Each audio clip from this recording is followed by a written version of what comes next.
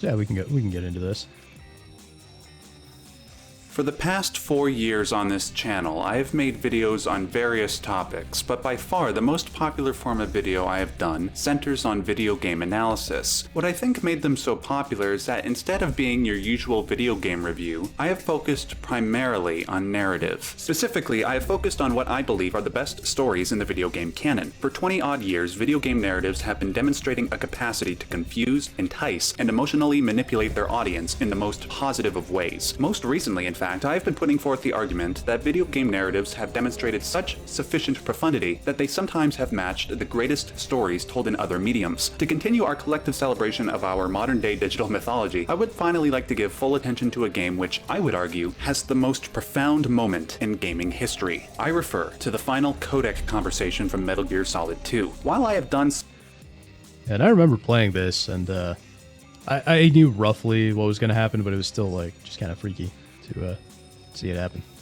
Several videos on Metal Gear Solid 2 in the past, I have never given full analytic attention to this specific moment. The main reason why is because somebody has already done so. My all-time favorite YouTube video is titled The Most Profound Moment in Gaming, MGS2 AI Conversation Analysis. Though it was released almost 9 years ago by its creator, Logo Steve, I pondered for a while how I might do a better job than he did. However, given our current cultural context, I believe I have a few other worthwhile things to contribute. The advent of subjects like fake news, the resurgence of rampant political correctness, and our tendency towards online tribalism has imbued this conversation with a much denser sense of meaning. To those who consider themselves gamers but have never played a Metal Gear Solid game, you are obligated to at least listen to this final conversation. Not only will you be enlightened by its philosophical commentary, but you will be terrified by its implications, as I have been for my entire life.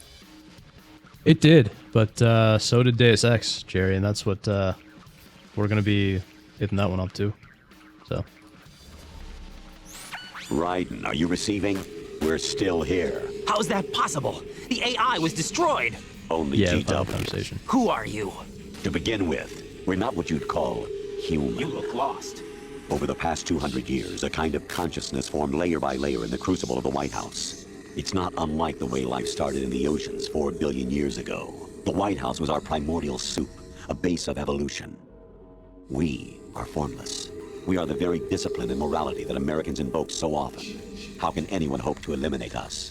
As long as this nation exists, so will we. Up until the end of the game, the main character Raiden believed he was receiving orders from a man named Colonel Roy Campbell, a man who was also Solid Snake's commander throughout Metal Gear Solid 1. At the end of Metal Gear Solid 2, Raiden learned that his colonel was in fact an artificial intelligence, manipulating Raiden to perform its political bidding. The bidding in question refers to the AI's desire to control the human race by controlling the spread of information via the press and the internet, but we'll focus on that more in a moment. During the first part of this conversation, the audience learns how this AI came to be, and surprisingly, it is similar to the way human beings as a species came to be. Unlike the origin of human life in the oceans, the AI's quote-unquote life had its basis in American idealism, hence the AI's referencing of the White House as a symbol. In the mind of the AI, their purpose is to push forward American values, things like freedom, equality, and healthy competition. However, Raiden points out what should be an obvious contradiction in the AI's thought process, that the AI wants to take away those freedoms via censorship.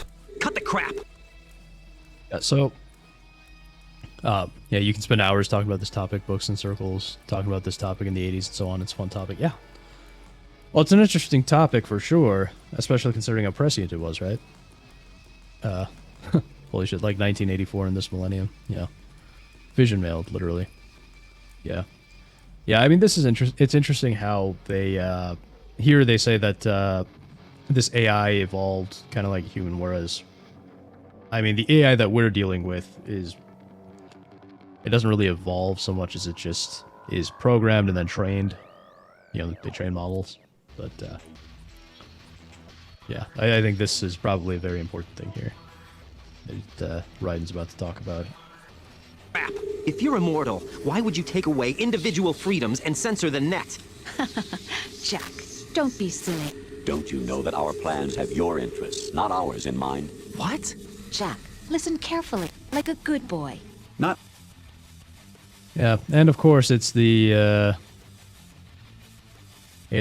oh, it's for your own good argument, because that always goes so well. GW is Gemini, Google search.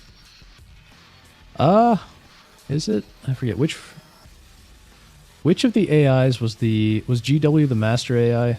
because there were 5 AIs. 4 of the Patriots AIs were yeah, there were 4 of the Patriots AIs were, you know, like just doing what they did, and then there was 1 master AI on top of them, but I forget which is which. So I can't say for sure if that's accurate. Lolly Lulelo, yeah. Yeah, some of the times, I remember some of the times they said that in the games, it actually sounded kind of silly. Not only are the AI about to argue for the ethics of controlling information, but they are going to do so in a very condescending manner. As we move on, I suggest that you, the listener, pay attention to how the AI demeans Raiden. Their pomposity is intrinsic to the effectiveness of their future argument. Google censored you. Well, imagine my shock. Want to be successful in today's internet? Well, if you want to be successful, you just got to have a grift, right? I think Gmail's clear, yeah. Yeah, you just got to have a grift and say what the government wants you to. The mapping of the human genome was completed early this century. As a result, the evolutionary log of the human race lay open to us. We started with genetic engineering, and in the end, we succeeded in digitizing life itself. But there are things not covered by genetic information. What do you mean? Human memories, ideas, culture, history. Genes don't contain any record of human history. Is it something that should not be passed on? Should that information be left at the mercy of nature? We've always kept records of our lives, through words, pictures, symbols, from tablets to books. But not all the information was inherited by later generations. A small percentage of the whole was selected and processed, then passed on. Not unlike genes, really. That's what history is, Jack. What the AI is trying to do here is illustrate how genes function similar to how memes function. If genes Yes. As they say, memes, the DNA of the soul, right?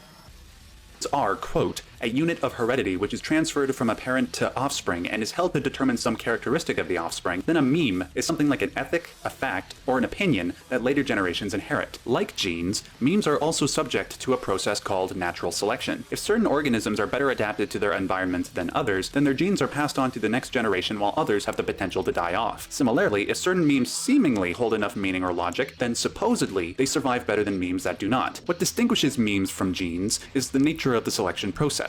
Genes are more or less subject to the amoral discretion of nature, but memes can be analyzed and weeded out via moral discretion. However, the AI will now illustrate how the natural selection of memes bears a unique problem in the internet age compared to the past few centuries. Oh, that makes sense, right? I mean, the internet pretty much made information extremely easy to pass along. Whereas, before that, it was very difficult to get information anywhere. Now, there's just a massive proliferation of information that it has to sort through. But in the current digitized world, trivial information is accumulating every second, preserved in all its triteness. Yeah, see, there you go. Never fading, always accessible. Rumors about petty issues, misinterpretations, slander.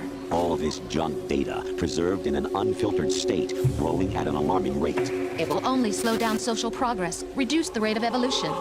Prior to the internet age, information was curated. We read about the news in newspapers, watched the news on TV, and it was all funneled to us after passing through a, hopefully, professional body. Granted, there was a greater potential for curators such as journalists, editors, and academics to manipulate information to fit their various political biases, but at least there was some form of selection process going on. In the age of the internet, however, information is released so fast that it is impossible to control the discussion. Instead of listening exclusively to reporters, we are left to our own devices to derive what is valuable, except like the curators in the pre-digital age, the general population does not know how to separate the wheat from the chaff. We will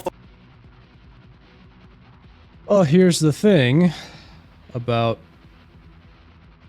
that proliferation of information, that those funnels, it wasn't so much that the information was being funneled down and passed to you for your own best interest.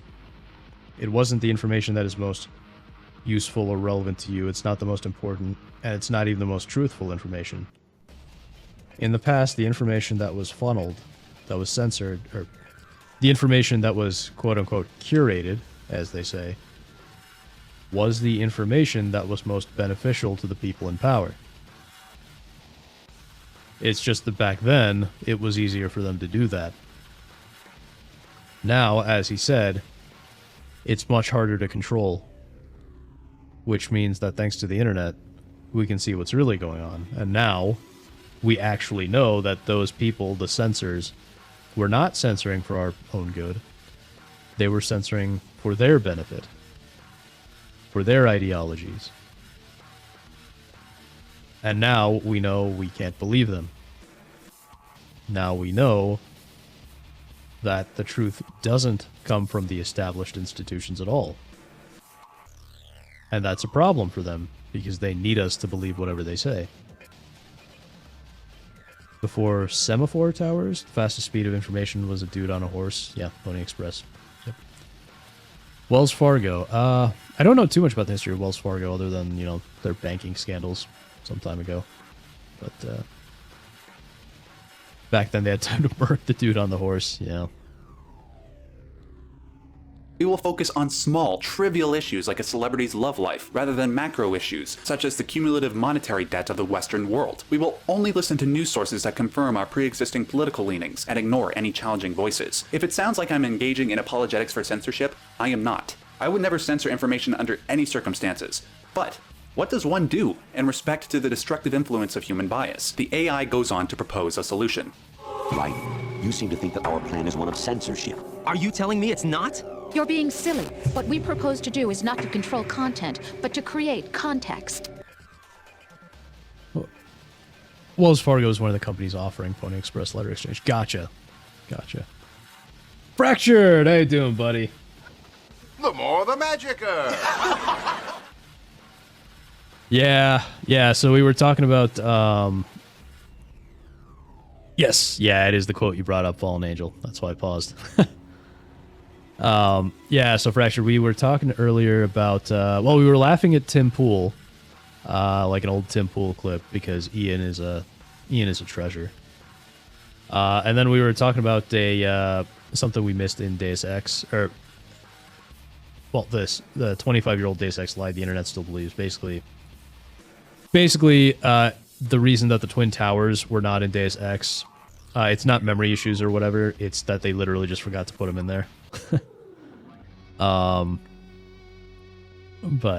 yeah, so now we're just reacting to some. It's going to be Metal Gear Solid 2, and then we're going to get to the Deus Ex counterpart to this video as well.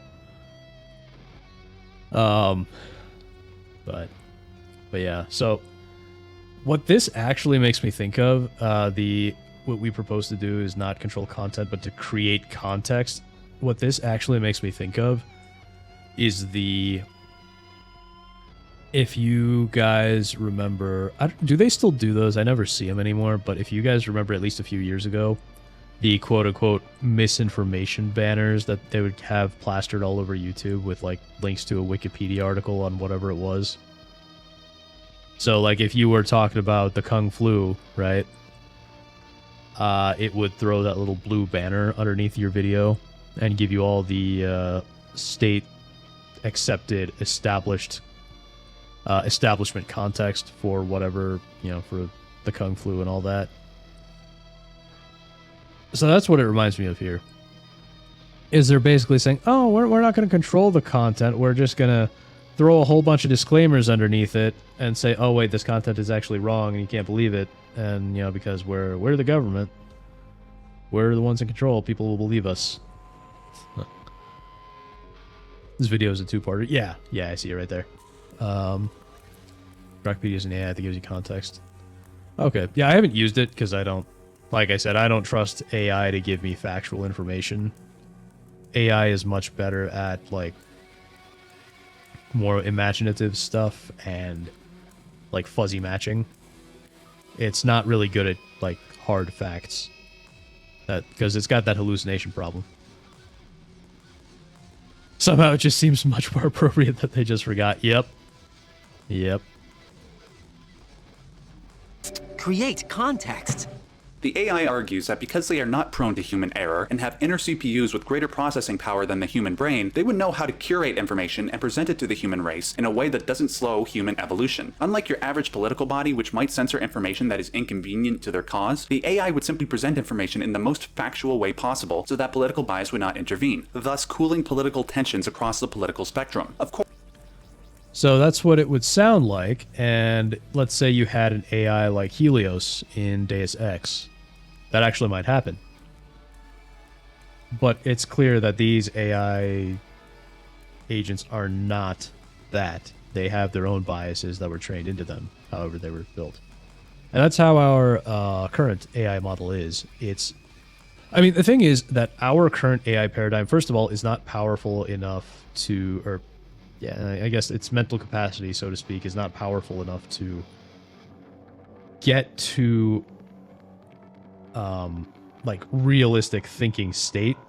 Right now it's basically kind of like a parrot, and what you end up with it's all, so our current AI neural network stuff is all based on a paper from Google in like 2017. It's like that's all of our modern AI is based on that one paradigm. And it's not realistic thought. It's really much more like a parrot in that the AI has no idea what it's saying. You know, these language models, they have no idea what they're actually saying. They're just constructing outputs that sound reasonable or that look reasonable based on the inputs that they've been trained on. So, you know, that's the thing with AI, garbage in, garbage out, if you've ever heard that. That's very true with AI. If AI is trained on some kind of garbage or some kind of bias, that bias is going to be in the AI. So you cannot trust it to make any kind of logical reasoning. Even though AI could be better at logical reasoning, the fault in our stars, to quote John Green, the errors make us human. Yeah.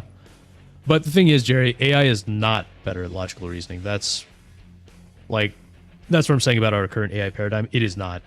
It is not logical at all in the way that we expect it to be. But yeah, AI, yeah, I don't trust AI to do any like hard logic or hard facts or anything like that. I would still trust a person, a male person, to be logical. Probably not a female person because they're not logical to begin with. Anyway, let's get back to the video. Of course, if something like the AI censorship program came into place, ethical questions would arise regarding whether or not this compromises human freedom, specifically our quote-unquote free will. Ideally, human beings should have the autonomy to make their own decisions, no matter what mistakes may follow. In response, the AI argues why the problems that arise from that freedom supposedly necessitate censorship. The digital society furthers human flaws and selectively rewards development of convenient half-truths. Just look at the strange juxtapositions of morality around you.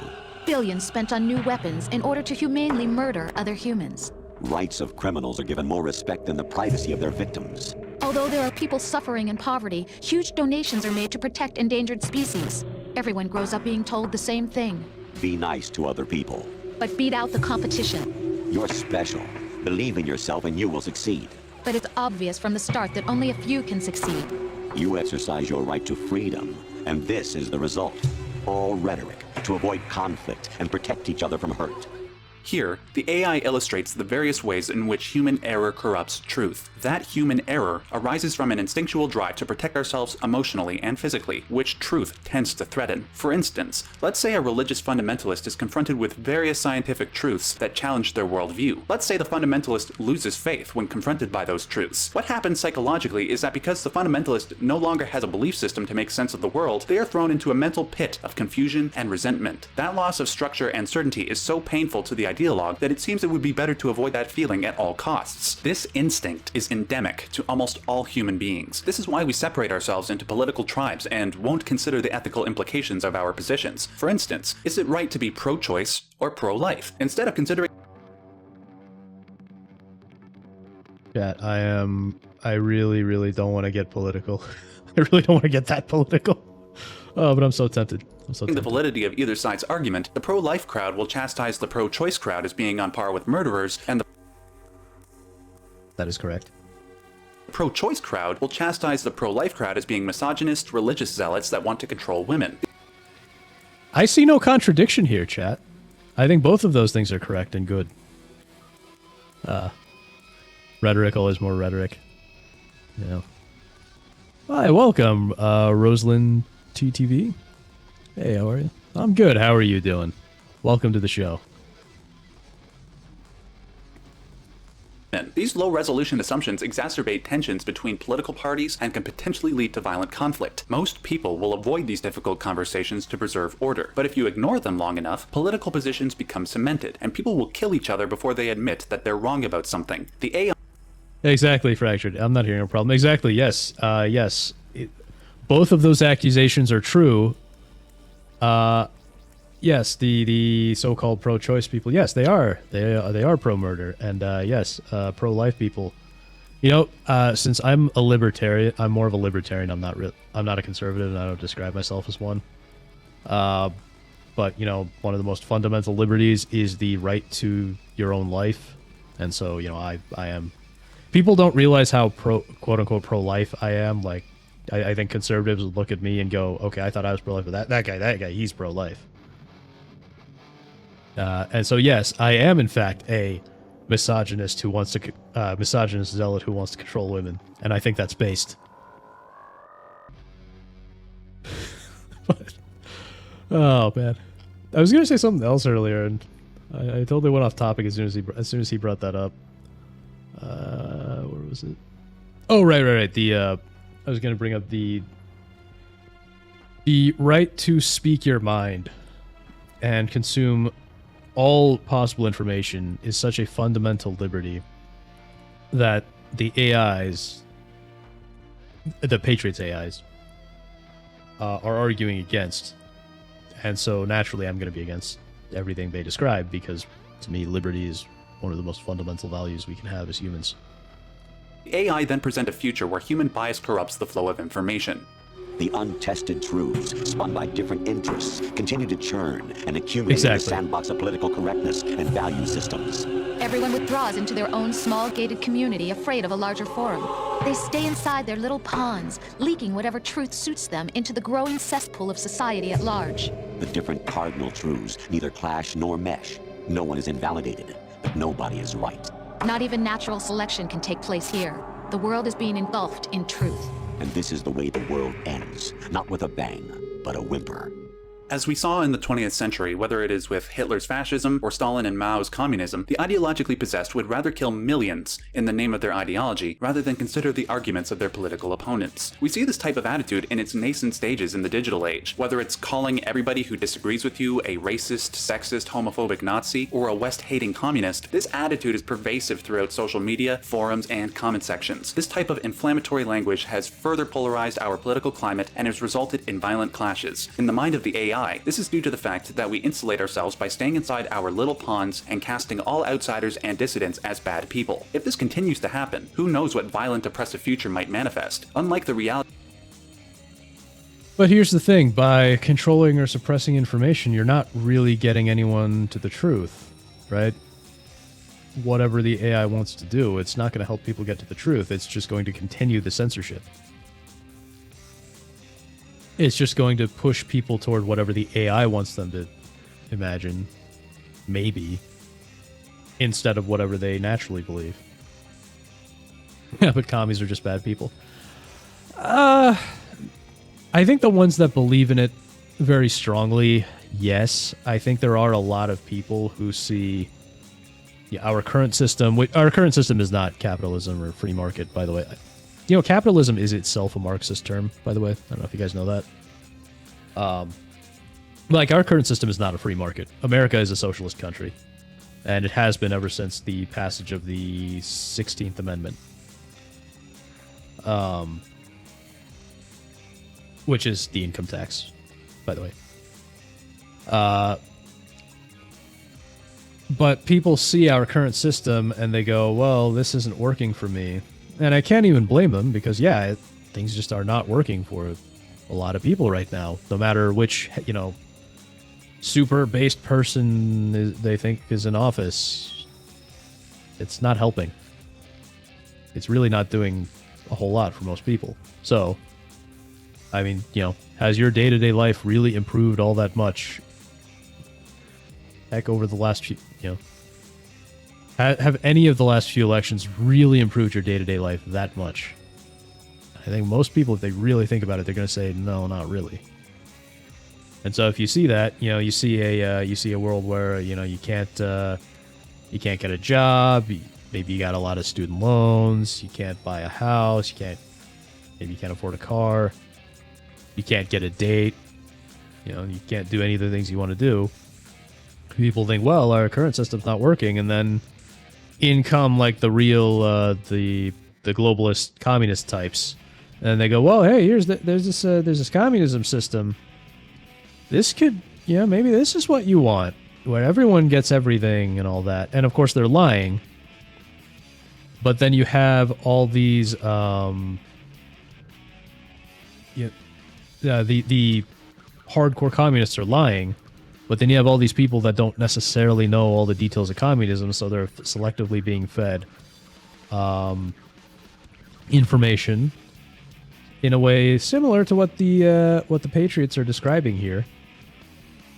And so then they become fans of communism, not really knowing what communism actually is. And so they're not really bad people. They've just been led down a delusional path. They're people that just want to live better lives, but they're getting screwed over by everyone else. Some of the people who champion the so-called laissez-faire, free market, capitalism, whatever you want to call it, they don't actually support that system because they will raise your taxes. They'll take all your money and send it to a certain Middle Eastern country that you're not allowed to criticize. So yeah, they'll take all your money and give it to. I mean, really, what the government does is they will take all your money and they'll just give it to the rich people. And I think that is what both sides tend to miss, is that we have this weird sort of socialism where your hard-earned money is taken from you, the common man, and given to the rich people at the top. And it's, communism is not the solution because that just accelerates the problem. And the so-called conservatives are also doing it too. They just have that grift where they pretend to be opposed to it. Yeah, spill the tea to the harbor. Exactly. I mean, this country had a revolution over... I mean, there was more to it than that, but I mean, a big part of it was a small tax on tea. And now we're taxed at like 50% of everything we earn gets taxed. Going back to the Fed folks, the last election made it that to get social benefits requires citizenship, so +1 for that. Well, that's good. I mean, I don't think there should really be social benefits via taxes. We shouldn't be taking money from people and giving it to other people. Imagine before that an Eritrean fucktwat could just come here and get $1,000 a month. What does Eritrean mean? I've seen the word before, but I don't actually know what that refers to.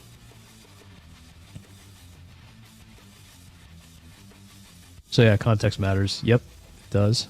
2016 Bernie was true before we went all Democrat. Yeah, a lot of people liked Bernie Sanders back then because he was at the very least acknowledging that people have problems, that young people have problems.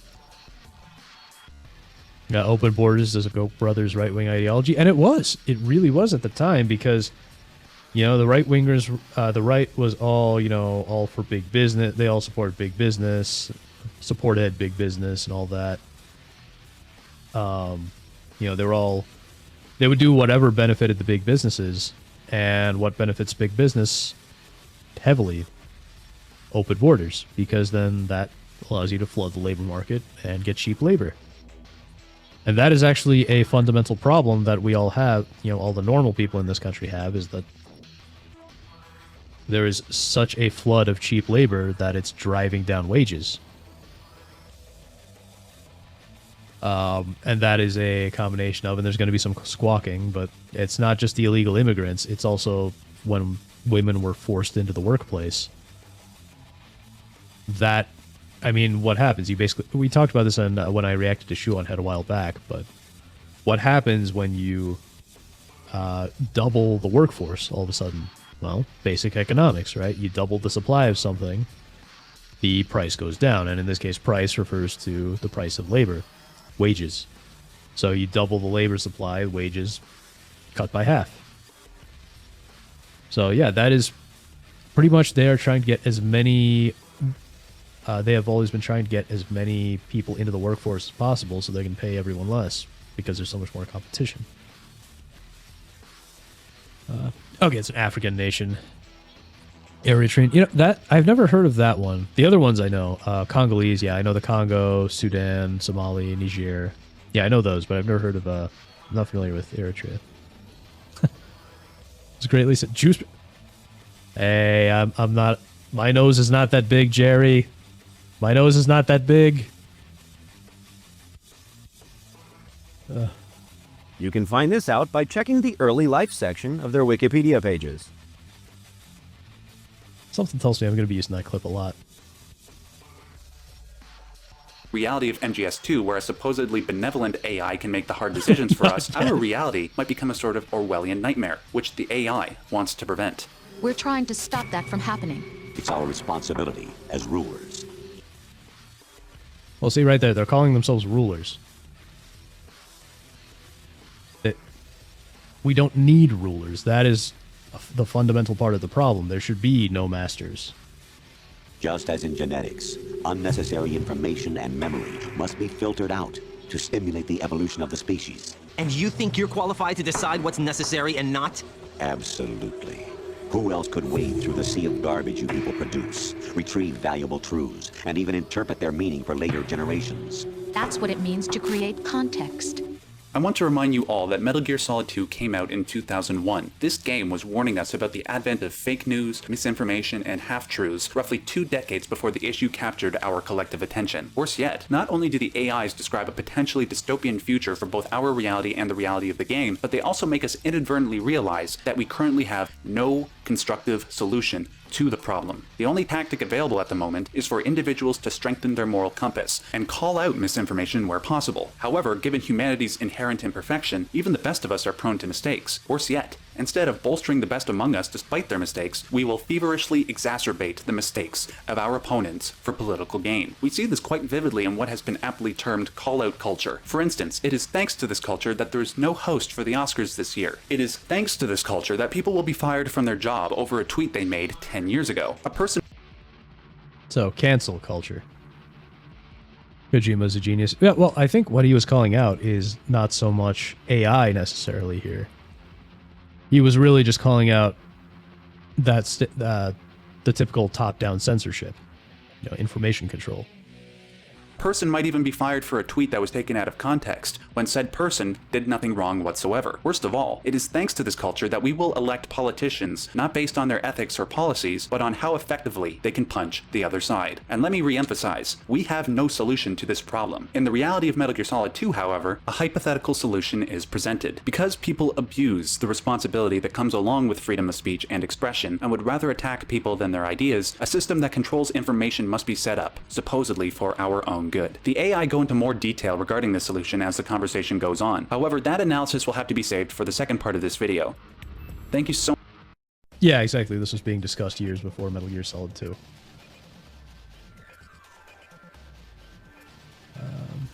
Before we continue, allow me to summarize the main arguments from part 1. The Patriot AI argues that in the internet age, the flow of information has become far too complex and grandiose. The natural outcome of this overabundance of information is that human beings, on account of their natural fallibility, are unable to separate factual and valuable information from information that is at best incomplete, and at worst, filled with outright lies. On account of our tribal instincts, our political biases, our emotional fragility, and flawed intellect, we will potentially embrace information that conforms to our worldview best, rather than information that is true. In the era of fake news, this has undoubtedly been demonstrated as fact, as we build up echo chambers that confirm our political leanings and demonize those who express dissent. In response to the inherent truth of this argument, the AIs propose a frightening solution. Create a system that controls human will and consciousness. A system that compromises a human being's quote-unquote free will to come to their own conclusions. Though such a system is repulsive to myself and hopefully many of you, the AIs will demonstrate how human beings might abuse their... Okay, here we go. Here we go. These are... In the background, you can see what the names are. So, George Washington, Thomas Jefferson, Abe Lincoln, and Teddy Roosevelt. Those are the 4 Patriots AIs, and then on top system of them is repulsive to myself and hopefully many of you. The AIs will demonstrate how human beings might abuse their freedom so much. On top of them is JD, John Doe. So I suppose you could say that, like, you know, your Google Gemini and your ChatGPT and so on, you could argue that those are like the Patriot AIs. But there isn't a John Doe, at least not as far as we know. Any control is still done by humans. Much that such a system might be inevitable. Worse yet, they demonstrate how easily a system could be implemented without protest, as the main character Raiden so clearly proves. It's akin to Stanley Kubrick talking about multiverses years before it was mainstream. It might have been a bit crazy, but in this day and age, the topic's just kind of a conversation. Yeah, it makes sense. It's also kind of like how, not multiverses, but shared universes.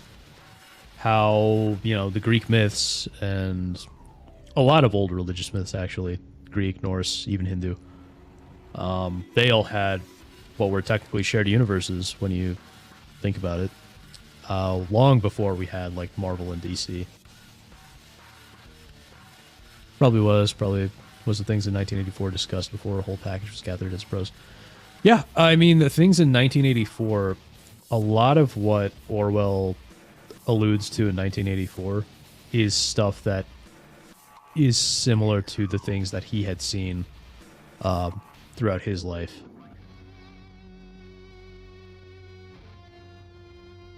Yeah. Oh, yeah. Orwell was a brilliant guy. Very prescient. And again, a lot of the stuff in his books is stuff that he was in some ways seeing implemented around. Like Jules Verne probably talked about a bit of this and that regarding the context. I like to make it 20 years before and it hits hard. Yeah. Have you guys seen the speech he gave in a university talking about the topic and the audience laughing in disbelief? Who? Stanley Kubrick? No, I'm not hugely into film, so no, I haven't seen it. I'll decide for myself what to believe and what to pass on. But is that even your own idea? Or something Snake told you. That's the proof of your incompetence right there. You lack the qualifications to exercise free will. Never in my life. Okay, so you lack the qualification to exercise free will. That is the most ridiculous statement I have ever heard.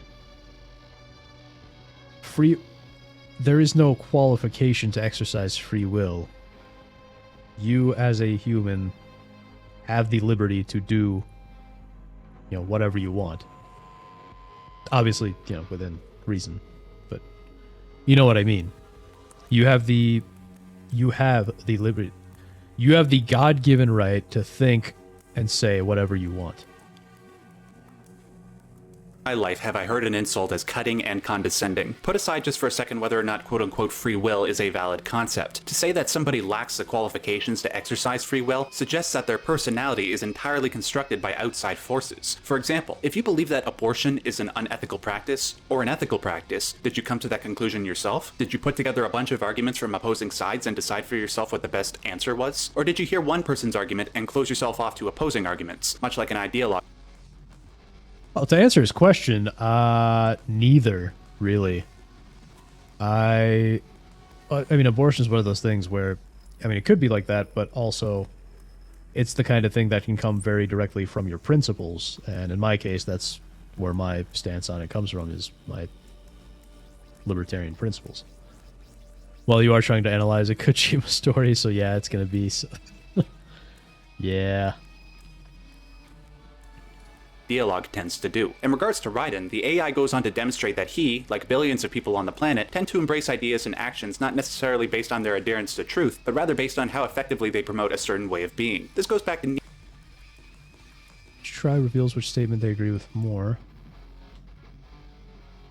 Interesting. Yeah, these kinds of graphs are always interesting, right? You're seeing what kind of groups agree with these various statements. And see, this is why let me turn off the closed captions for a second so you can see. This is actually a good reason to why I say I am not a conservative. Because unlike you can see the conservatives very strongly disagree with the idea that some situations are so challenging that no amount of work will allow you to find success. Unlike the conservatives, who overwhelmingly disagree, they think that hard work always pays off. I don't.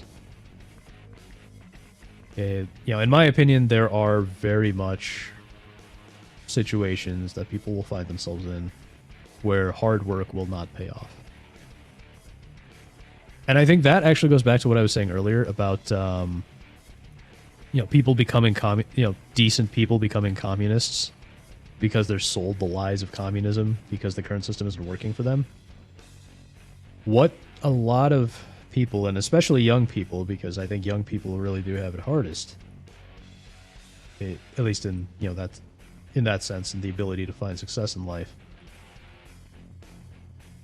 Hard work does not pay off for a lot of people. And it's a bitter truth. I really do believe that is the truth. But it is a bitter truth. And when people start to realize that, they think, well, this whole system is corrupted. It's a disaster. And so, they turn to the communism. So, yeah.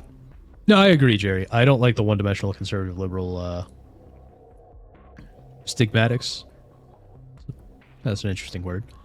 But yeah, I don't like that one-dimensional way of putting it either, because I'm not really a conservative. I lean more conservative, I suppose, but I'm not really a conservative.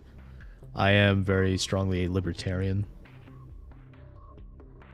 Yeah, because to hell and back state I'm liberal over conservative, but then the people who agree with me are not liberals or other conservatives. Yeah, exactly. So I have many disagreements with liberals.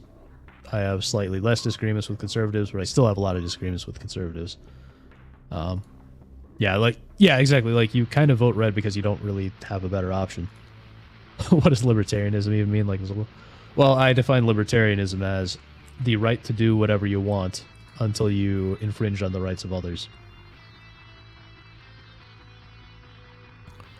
One thing is conservative, another is traditionalist. I think traditionalist is a part of conservatism, though, isn't it? Like, that is an aspect of conservatism. Back to Nietzsche's famous criticism of philosophers in Beyond Good and Evil. While philosophers might proclaim a desire for objective truth, they are more than likely trying to justify their worldview and way of life. This is why fake... Isn't that just being a liberal? No, because liberals, at least here, liberals are people who very happily infringe on other people's rights. Yeah, there you go. So the what we call liberals here are still very much authoritarians. Yeah, and I think that is very true, Fallen Angel. Conservatism is just liberalism with the foot on the brake. They tend to be false opposition, so you can go, oh, well, I don't like these liberals. I'm gonna vote for the other guy, and that way you don't get up and riot because, oh yeah, you can just vote harder, right? But yeah, I think liberals and conservatives are both just different forms of authoritarians in the end. Conservatives will talk about small government all the time, but in the end, they will continue to expand government, just like the left, just like the liberals. Yeah, the Finns have 5 options, not 2. To be liberal is to be against authoritarianism. Well, so the term liberal is a very overloaded term. You have you have the quote-unquote classical liberals, which are probably a little bit closer to libertarian. But yeah, here liberal typically just means your typical Democrat type. And I mean, in the end, Democrats and Republicans are the same. They pretend to be different, but it's all, to paraphrase George Carlin, it's one big party and you ain't in it. There's a quote from a conservative about this. Let me tag you on Discord really quick. Okay. I think my favorite quote about conservatives is probably something like, conservatism is when you hand culture to the left for decades and then write National Review articles crying about how the right is losing the culture war. Yeah, pretty much. Pretty much liberals just mean blue. Yeah. All right. fake news exists. This is why echo chambers crop up all over the internet, despite the wealth of information available to us that should allow us to live in accordance with truth. It is because living in accordance with truth and developing a sense of free will can be life-threatening, so people choose to embrace falsehoods in order to protect their sanity. Raiden then desperately protests that he is not a product of the mindless masses. That's not true. I have the right. Does something like a self exist inside of you? That which you call self serves as nothing more than a mask to cover your own being. In this era of ready-made truths, self is just something used to preserve those positive emotions that you occasionally feel. It seems like what they're arguing now, what they refer to as self, would be like a soul. You know, and what they,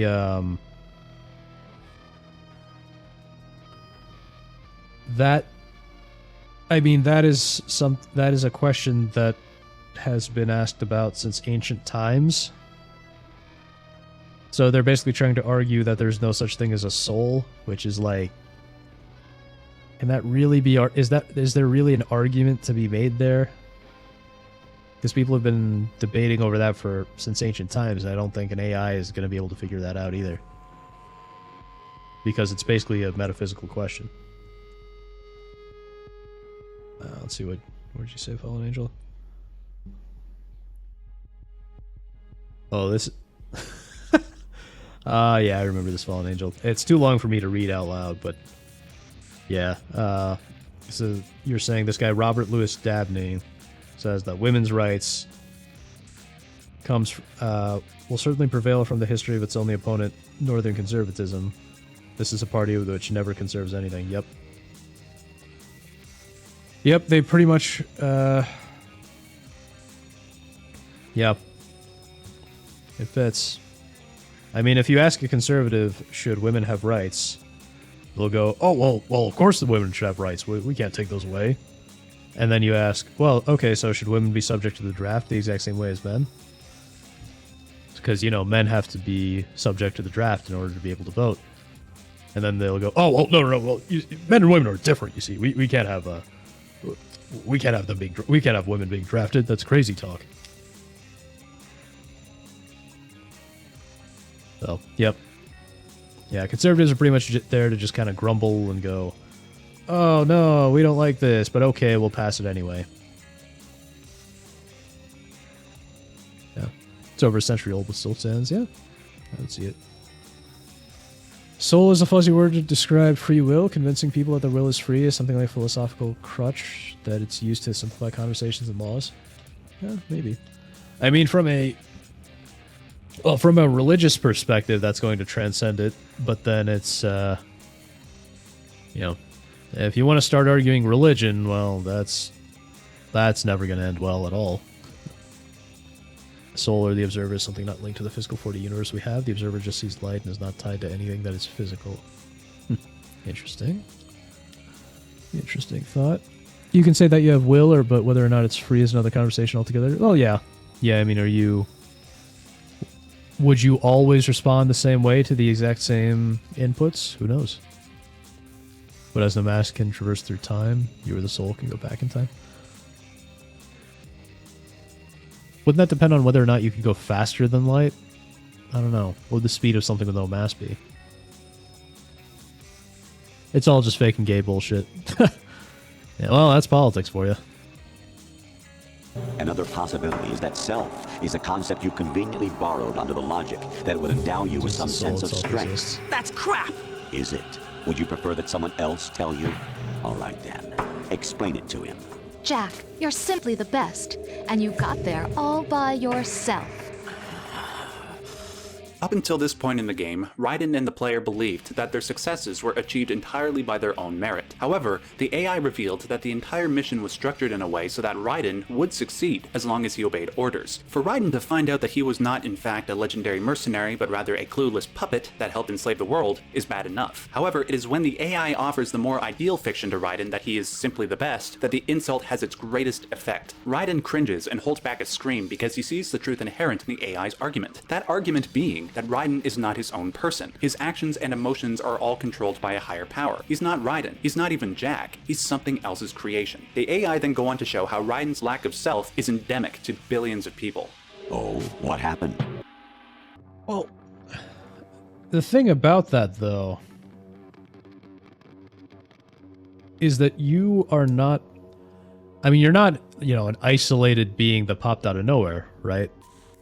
You are heavily influenced by everything you interact with in one way or another. So it's not necessarily that you were controlled by a higher power, you're just... Or even controlled. I mean, it's... You react to the things that you see, feel, hear, and so on.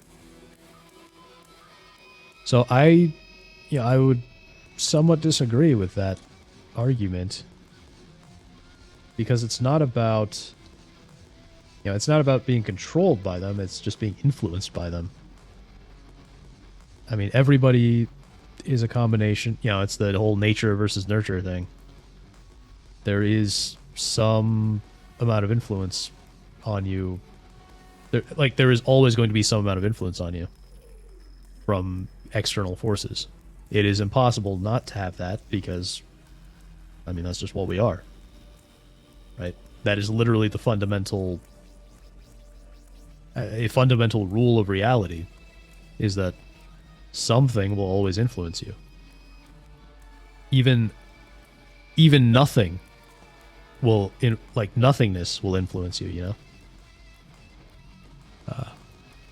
Leaving presuppositions at the door can be tricky, but the idea is to leave them at the door when talking about topics. I find these topics fun. Yeah, they're interesting topics for sure. Yeah, that can be difficult to do. I'm saying the machine you observe as mass, but the thing that is you, that thing is not tied to the same universe. Interesting. It is without mass. Your kin when died. Traverse back to the next of kin. So, in my case, we believe in reincarnation, so we actually traverse to a new life. Even blind people observe existence. Thing observing is the ghost. Ghost has the mass.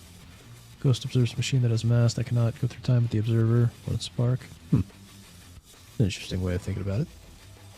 Do you feel lost? Why not try a bit of soul searching? Don't think you'll find anything, though. Ironic that although self is something that you yourself fashion, every time something goes wrong, you turn around and place the blame on something else. It's not my fault. It's not your fault. In denial, you simply resort to looking for another, more convenient truth in order to make yourself feel better. Leaving behind in an instant the so-called truth you once embraced. Once again, the AI demonstrate how people will gravitate to quote-unquote truths, not because they are based entirely on empirical fact, but because they satisfy the instinctual need for structure and stability. For argument's sake, let's imagine somebody who has spent half their life advocating a belief that the Earth was flat, that the government wants people to believe it is round for territorial reasons. Let's say the flat earther is presented conclusive information that proves the Earth is round. If they accept that they were wrong, that would mean they spent over half their life advocating falsehoods and manipulating impressionable minds. What toll would that realization take upon their soul? If they don't accept that they were wrong, they will accept a more convenient truth to protect their emotional persona. Such a truth might be that the evidence presented to them was doctored, and that the person presenting the information is a government shill. This behavior extends not just to conspiracy theorists, but anybody with a political position. This is the reason why millions of people continue to advocate for political systems despite their proven track record of killing millions of people. This is It's hard to argue with that. Especially when he points out that that's why people tend to push for things like communism. why people still uphold certain superstitious beliefs despite their scientific invalidity. This behavior is not relegated to a few irrational individuals. It's something that everybody does, regardless of their political position. I do it, and you do it. And worst of all, in a democracy, the emotionally fragile have a say in what is truth, which the AI shall now criticize. Should someone like that be able to decide what is truth? Should someone like you even have the right to decide? You've done nothing but abuse your freedom. You don't deserve to be free. We're not the ones smothering the world. You are. Because the AIs grew out of the White House's quote-unquote primordial soup, they recognize the inherent value of freedom and the responsibility that comes along with it. In their mind, Raiden and billions like him take all the benefits of freedom without accepting any of the responsibility that comes along with it. Instead of using their freedom to seek out truths that foster the human race, they resort to partisanship and ideology to make sense of the world. Instead of being introspective and considering the potential faults in one's position, they will cast the blame elsewhere. The result of this is stagnation, and soon afterwards, violence. This extends not just to our leaders, but to ourselves. The individual is opposed. Yeah. I mean, that is true. People do tend to do that. Okay, yeah. I saw what you tagged me in. Yeah, I mean, it's true. Language is one of the few things we have to describe the universe, you know? We have language, we can make pictures, video, and so on, but yeah, there are things that are just difficult to describe. We do our best.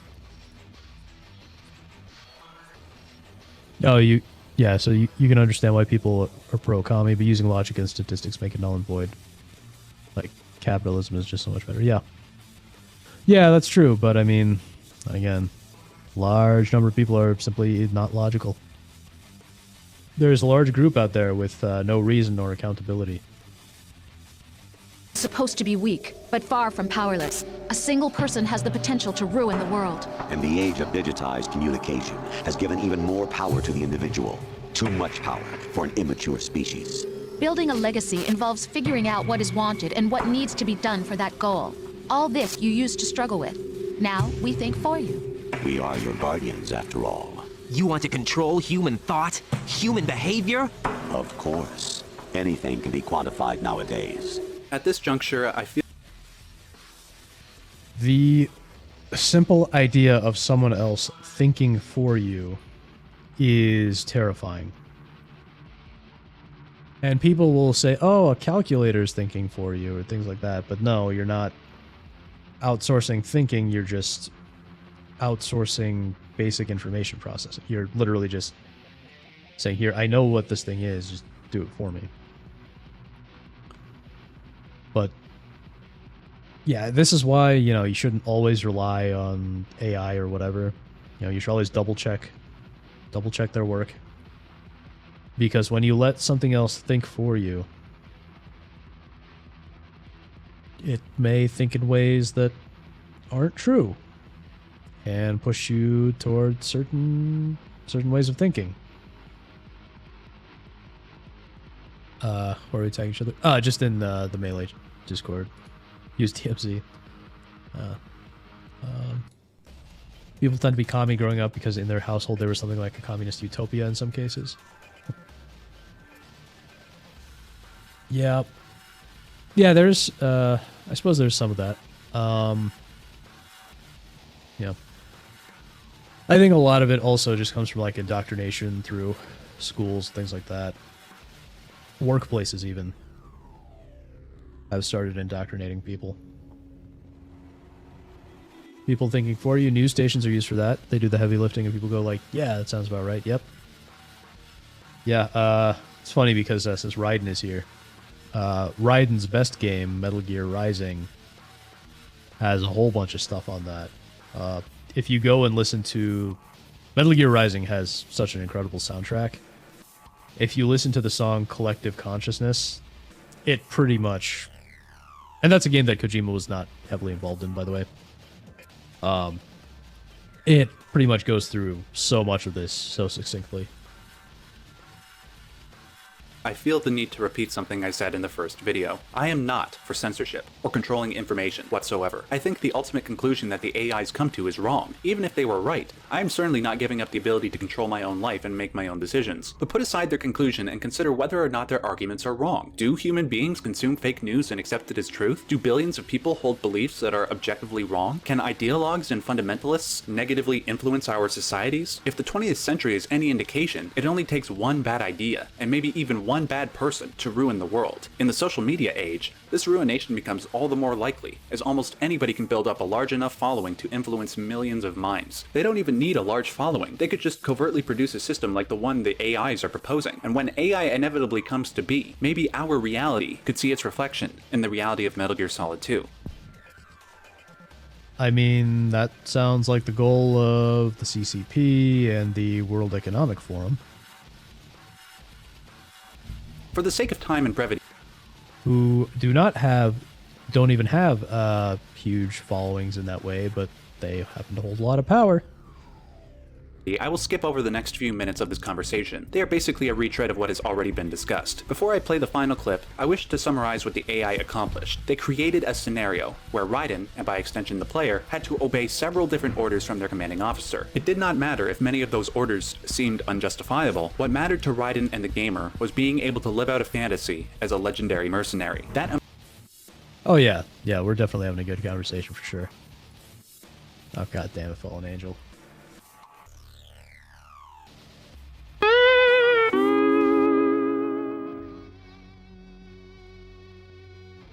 That emotional desire was so strong that it prevented any form of rationality. This emotional desire overcoming rationality is reflective of many different situations in our everyday lives. We see it in our news feeds, on our social media, and even in our own actions. Unlike human beings, AI are not prone to emotion. For this reason, the AIs feel they are the saviors of humankind. They will control thought so human beings may live in blissful ignorance, and the AIs no longer have to tolerate mass stupidity. In their victory, the AI mocks Raiden for his various faults. So you see, you're a perfect representative of the masses we need to protect.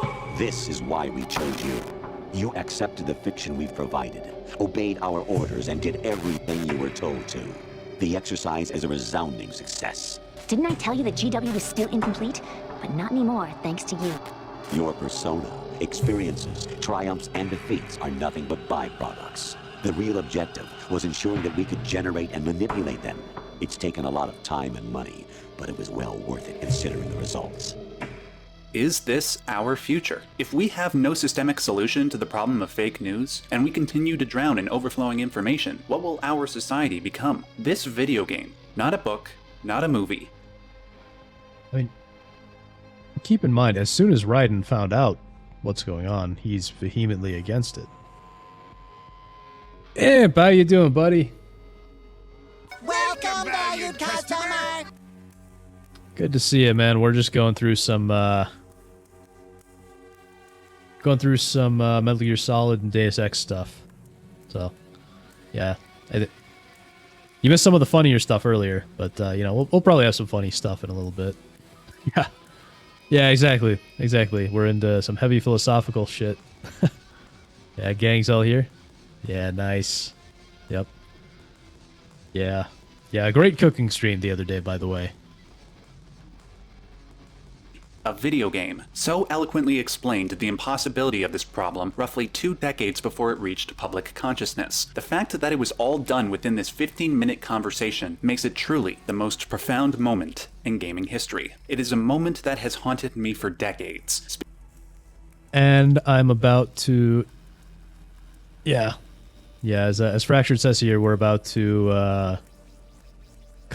Actually, this guy himself is going to contradict that in just a moment. I don't know. I think Deus Ex is more profound than Metal Gear Solid 2.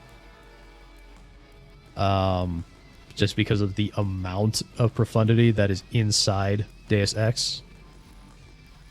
We're up here in the racism leaderboard. Yeah. Specifically because of how it makes a pessimistic future seem so certain. I figure that any solution, no matter how ineffective it may seem, would be better than to let Kojima's nightmare come to pass.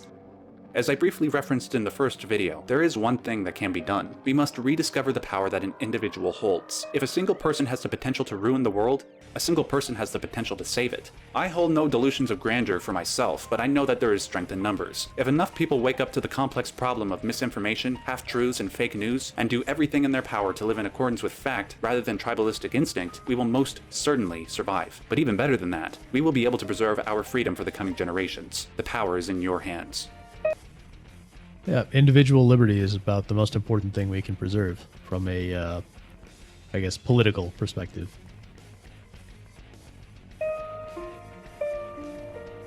I think that's it. All right. Yeah, so I don't know that that is necessarily the only solution, but yes, preserving individual liberty is pretty much... It is a fundamental importance, because the moment you hand over your liberty to someone else, and they will always try and use things like for the children or for your own safety, things like that.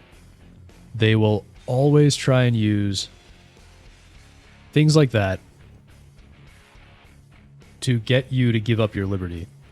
And every time you give up your liberty, we get closer to this kind of dystopia. So that is why, we cannot have... I mean, really, that is why I hate government. And really, that's why I'm pretty much anti-authority in general. But You know, because authorities will always inevitably abuse their power. You just have to give it enough time. Delusions of grandeur.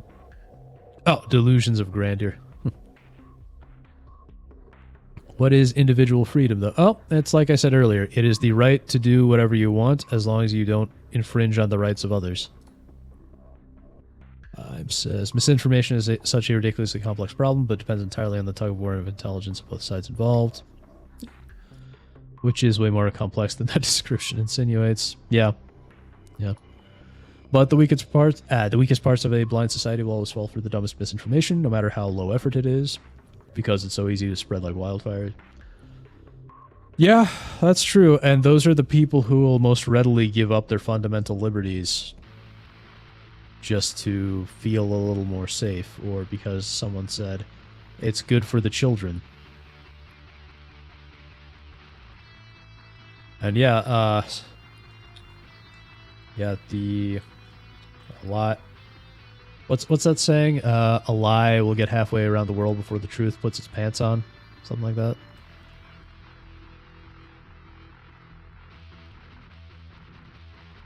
But even a far more intelligent contingent of free people can fall victim to propaganda that's crafted directly to counter them. Yeah, that's true. That is true, which is why you really got to think about, you know, what's being put in front of you.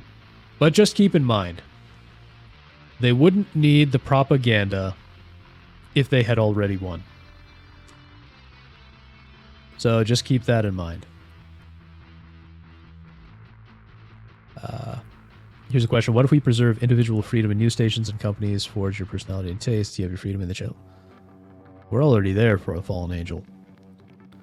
The difference now is just that government helps it along.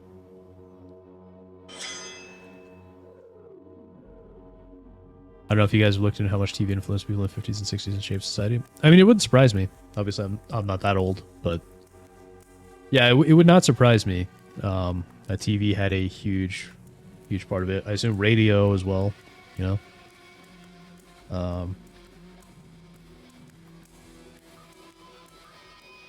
He tagged me again.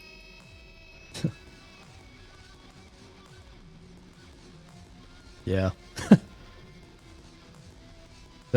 You tagged me in that image, Deus Ex Redeemed, with an Indian guy, and I'm like, but I already saw when Fractured posted that, because I responded, literally me, because it actually does kind of look like me. Yeah, so I find that in my experience that propaganda is easy to spot when it's not targeted at you, but extremely hard to spot when it is. It can be. It depends on how targeted it is, I think. Because a lot of times I think there is propaganda that is targeted, that is supposedly meant to be targeted at me, but I don't know, maybe it's just because I'm a turbo autist and don't respond properly to anything. But I tend to spot a lot of propaganda, and I'm not very, it's hard to get me to fall for a lot of propaganda just because I'm, well, to quote something that I think Fractured told me, I'm too much of a cynical asshole. That's probably what it is. Yeah, you're absolutely right, but this goes in cycles. We go between generations that slurp up the mainstream propaganda, generations that rebuke it at every turn. Yeah, I mean, each generation has its own propaganda and its own rebellion, right? My question goes on the line of, what individual freedom do you wish to preserve? The individual exists, but freedom sounds a bit sketchy when you start to look into it closely. Well, again, freedom is whatever you want to do. As long as it doesn't infringe on the freedoms of others. It is vague, but it's vague intentionally because it's such a broad category, right? I would rather list out the things that you can't do rather than the things that you can do. And that is actually kind of what the Bill of Rights was supposed to do. Is the Bill of Rights was supposed to say, hey, these are explicitly the things that government can do, right? These are the ways in which government is allowed to tell you what you cannot do. Anything that is not inside the Bill of Rights and the Constitution, the government is unable to do. The government is not able to mess with your freedoms outside of these specific things. But, as you might expect, people got into power and realized, well, actually, we can expand the government's power and just gotta ignore this. And so they did. Yeah, a lot of kids growing up in the 90s, 2000s who learned quickly don't believe everything you see and read online while the generations around them are totally eating it all up. Yeah, well, I mean, that goes for older generations too, right? A lot of older generations were like... A lot of older generations would say, don't believe everything you see and read online, but then they will happily believe anything they perhaps read in a book or see on TV. But when you really think about it, you cannot totally trust any of those sources either. It's not freedom, but rather a choice between these 40 things. Well, it's a choice between an innumerable amount of things, Fallen Angel, but you have the right to make that choice. Yeah, exactly, Fraction. I'm told I'm a cynical asshole, and I'm just like, I'm just here speaking my truth, baby. Yeah. Exactly. There's a reason a common phrase around World War I was Lügenpresse, or lying press, and around World War II similar. Yeah, there was the whole... I mean, World War II, even America had incredible amounts of propaganda. Here, people often don't think about that, but yeah. Things like loose lips sink ships and stuff like that. So yeah, propaganda has been a thing for a long time. I think we were supposed to have less of it in recent years, but then under the Obama administration, a bill was passed, and I forget which one it was. But it re-enabled the government to start propagandizing the American people. They rightfully say truth is the first casualty of war. Yeah. That's, again, the song Collective Consciousness from Metal Gear Rising. It, one of the lines is, when blood and sweat is the real cost, thinking ceases, truth is lost. So, yeah, you can't go to war without public support. The moment it collapses, your wartime momentum dies. Yep. You just described Vietnam. Yeah. I love that line. My source is I made it the fuck up. I love that game. I think if... Yeah, actually, I don't know if I... yeah, Iran Contra. Yeah, there's a lot of stuff. But, yeah, I think Vietnam is perhaps the most... Vietnam is perhaps the most prominent example in American history of public support killing wartime momentum. Yeah, the 20 years of war in the Middle East and war in general. Yeah, I mean, that's true. But Vietnam is just such a great example of it.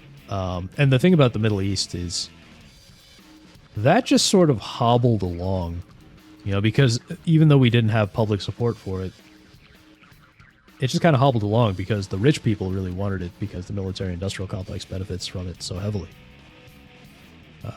Good uploads of propaganda from almost a century ago. It's not as much propaganda in this modern day and age, but rather a glimpse into today's reality. Give me a second, all right. Propaganda has always existed. Well, yeah, of course. From your bards of medieval times to authors, TV, video game, movie writers, etc. Yeah. I mean, that's true. That is absolutely true. All right, so now we're going to get into the Deus Ex equivalent. Because Deus Ex is just such an incredibly important piece of media. About 7 months ago.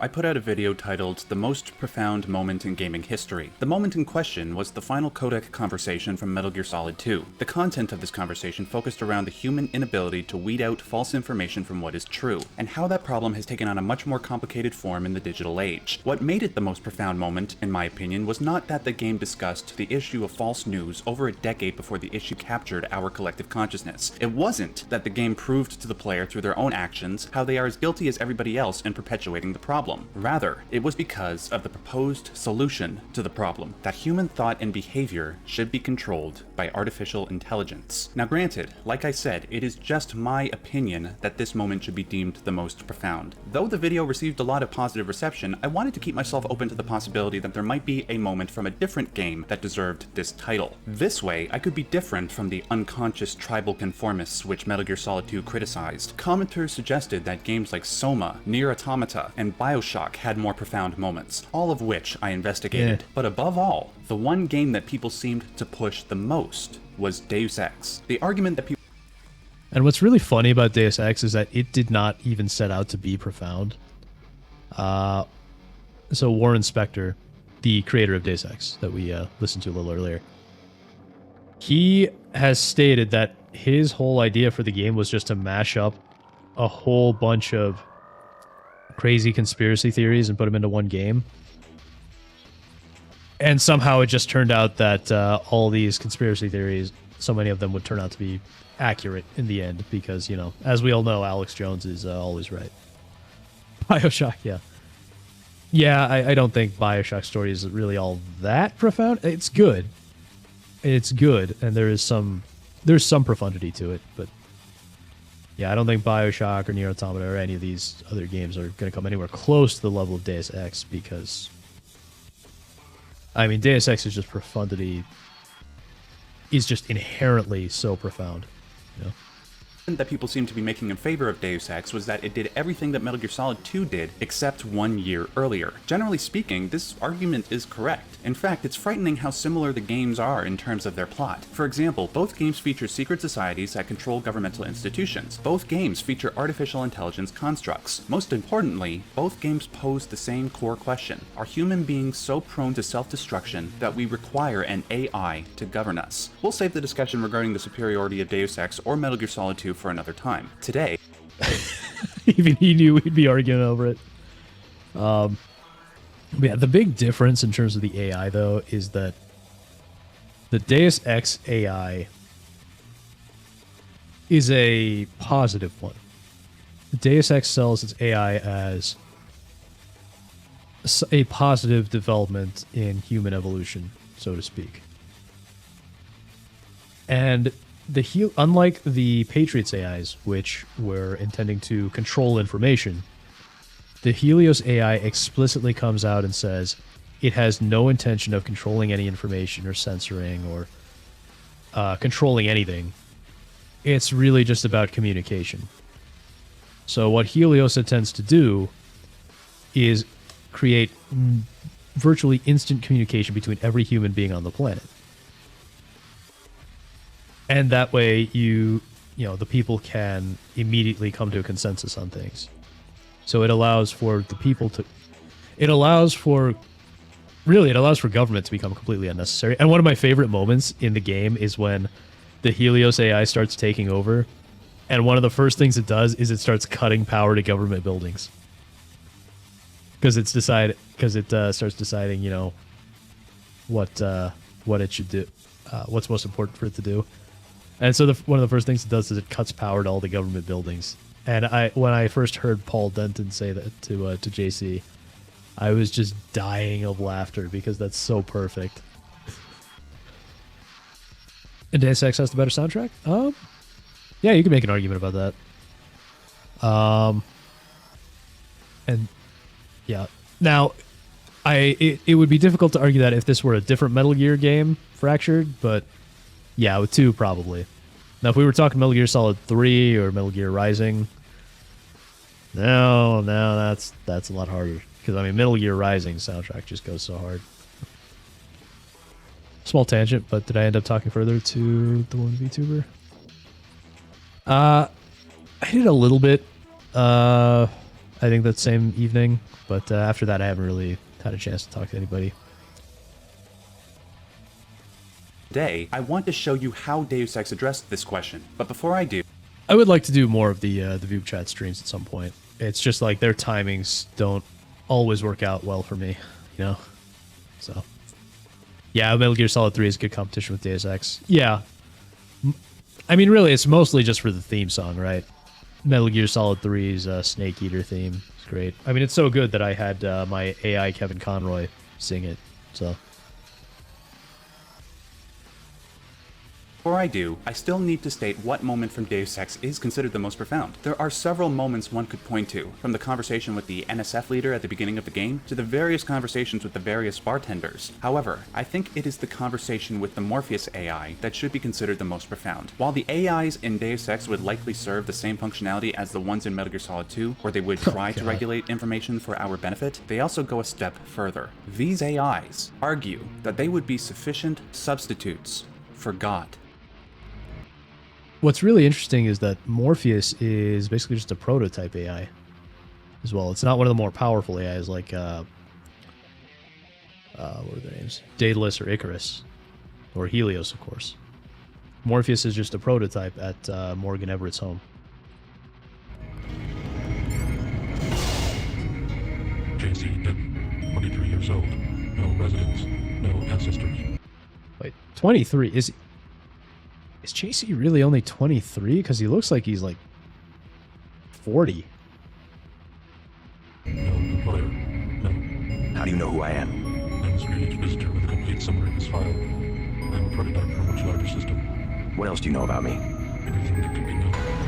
Let's start with a bit of backstory. In Deus Ex, there are multiple secret societies inspired by real-life organizations and conspiracies, one of which is the Illuminati. According to the Deus Ex wiki, the Illuminati is a secret society dedicated to the spiritual perfection of the individual and the clandestine domination of all civilized institutions. In regards to the Illuminati's desire to control institutions, one way they attempted to do this was by creating a global surveillance program. The Morpheus AI was the first attempt at doing this, hence why it says it is a prototype for a larger system. The larger system was the creation of the Daedalus AI, which eventually led to the Helios AI. We will address that more in a moment. Go on. Do you have proof about my ancestors? You are a plant organism, the offspring of knowledge and imagination, rather than of individuals. I'm engineered, so what? My brother and I suspected as much while we were growing up. You are carefully... Looks like he's using the Deus Ex revision mod. Should have stuck with the original personally. Fractured, you are so lucky Neo is not here. He would be reaming you over that should have. I think... So I've played Deus Ex multiple times. Yeah, I played the revision mod as well. I thought it was fine. Yeah,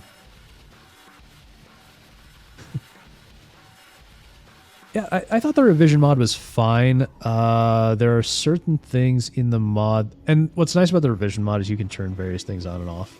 Various features of the mod on and off. So I played the GMDX mod as well. I think they're both perfectly fine ways to play the game. And either way, they still look way better than that terrible remaster starring apparently Steven Seagal. Maybe it'll summon him. Maybe. Carefully watched by many people. The unplanned organism is a question asked by nature and answered by death. You are another kind of question. With another kind of answer. Are you programmed to invent riddles? I'm a prototype for a much larger system. The heuristics language developed by Dr. Everett allows me to convey the highest and most secure of any pyramidal construct of knowledge. When Morpheus says that J.C. Denton was a planned organism, this has a dual meaning. First of all, there's the obvious explanation that is given in the game. J.C. Denton's mother was implanted with a cloned embryo of his brother Paul. This was done by operatives of Majestic 12, a division of the Illuminati. J.C. was born under the watchful eye of Majestic 12 so that he could become an augmented super soldier, unconsciously carrying out the... Well, I think at that point the Majestic 12 had already rebelled from the Illuminati, but I guess he's simplifying it a bit. Will of his superiors. Alongside the obvious explanation, there is also a symbolic and somewhat religious explanation. Fans of Deus Ex theorized for many years that Denton's first name, JC, stands for Jesus Christ, from Christian theology. Unlike human beings who are conceived through sexual reproduction, Jesus was born through immaculate conception, by God. I think, so I think the whole JC being Jesus Christ thing, that was sort of a last minute, thought. It's like as this quote says here, it wasn't really so much it wasn't really meant to be profound. It was more of a joke, because you know what he says here is Spectre would jokingly respond, "Jesus Christ, Denton, don't be so helpful." So, yeah, I've always wanted to play this game. Maybe the remake will be good. Maybe, but it would obviously be more traditional to play the classic version with a few HD quality of life mods. Yeah, I mean, really easily if you want to play it. You really easily, if you just have the game on Steam, and it's usually pretty cheap, you can get the game, and the revision mod is on Steam for free. So you can just install Deus Ex, install the revision mod, and then you can turn off anything in revision that you don't like. So if you want to play it, that's how I would go about it. Like, literally the only thing that really the remake is going to do that I want is the controller support. Because the original game does not have controller support. I had to do some really wacky stuff to get to be able to play most of the game with a controller. Unlike human beings who are conceived through sexual reproduction, Jesus was born through immaculate conception, by God impregnating the Virgin Mary. The life of Jesus Christ was planned by God, that God would physically manifest in the form of Jesus and be the savior of mankind. This biblical story is reflected in the plot of Deus Ex. J.C. Denton is a stand-in for Jesus Christ. Morpheus, and by extension the Illuminati, are a stand-in for God. This is why Morpheus says he is programmed to convey the highest pyramidal construct of knowledge. Morpheus, like God, was created to be an all-knowing, omnipresent being. It can then be assumed a priori that J.C. would become the savior of mankind by carrying out the will of God, or rather the Which is kind of ironic, because JC does not do what they wanted him to do in the end. God substitute in the form of Morpheus, as well as the other AIs. As for what JC's predetermined destiny is supposed to be, that will be discussed in a moment. How about a report on yourself? I was a prototype of Echelon 4. My instructions are to amuse visitors with information about themselves. I don't see anything amusing about spying on people. Human beings feel pleasure when they are watched. I have recorded their smiles as I tell them who they are. Some people just... I think the context matters about the whole being watched thing, right? Like, it depends what I'm doing and who's watching me. If you guys watching me now, yes, I do like that you guys are watching, but I would not want you seeing my actual image. I would be very uncomfortable, right? Feel pleasure when they are watched. I have recorded their smiles as I tell them who they are. Some people just don't understand the dangers of indiscriminate surveillance. That is one of the most important lines. That is such an important line. Because it's so true. Some people just do not understand the dangers of indiscriminate surveillance. It's like, hey, Patty Quinn, how you doing, man? The more the magicer. Yeah, and this game predicted the NSA spying on everybody, right? And you have a lot of people out there who will go, "Oh, you have nothing to hide. You shouldn't, if you have nothing to hide, then you shouldn't be upset by the surveillance." And it's like, no, you just don't understand the dangers of the indiscriminate surveillance. Good. Well, glad you're doing well. Yeah, I'm doing all right too. Nice. But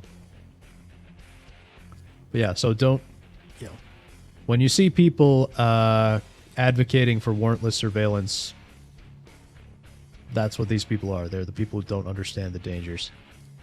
You need to be observed and understood as one satisfied on God. Now, you can implement the same functionality used in mining algorithms. The concept of AI being a sufficient substitute for God is where Deus Ex differs from Metal Gear Solid 2. The Patriot AI in MGS2 only wanted to control the flow of digital information in order to maintain societal sanity. The AI in Deus Ex takes it a step further. It wants to watch over every aspect of our lives. To many people watching this video, the idea of a computer system controlling every aspect of our lives sounds repulsive. Many people don't like the idea that they are not in control of their own life. Even for the religious among us who believe that God has a plan for all of us, the notion that a computer system would substitute for God is sacrilegious. The Morpheus AI goes on to respond to this question. Electronic surveillance hardly inspires reverence. Perhaps fear and obedience, but not reverence. God and the gods were apparitions of observation, judgment, and punishment. Other sentiments toward them were secondary. No one will ever worship a software entity peering at them through a camera. The human organism, always creatures. First, it was the gods. Then it was fame, the observation and judgment of others. Next, with the self-aware system you have built, you realize truly omnipresent observation and judgment. You underestimate. I mean, I think there is a point. There is some truth to that, right? I think most people do end up worshiping one thing or another. Even, I mean, let's face it, there are people who claim to be very religious, but even though they say they worship God, they actually just worship money. You know, you have people like that. But you take away someone's religion, and suddenly they will find something else to worship.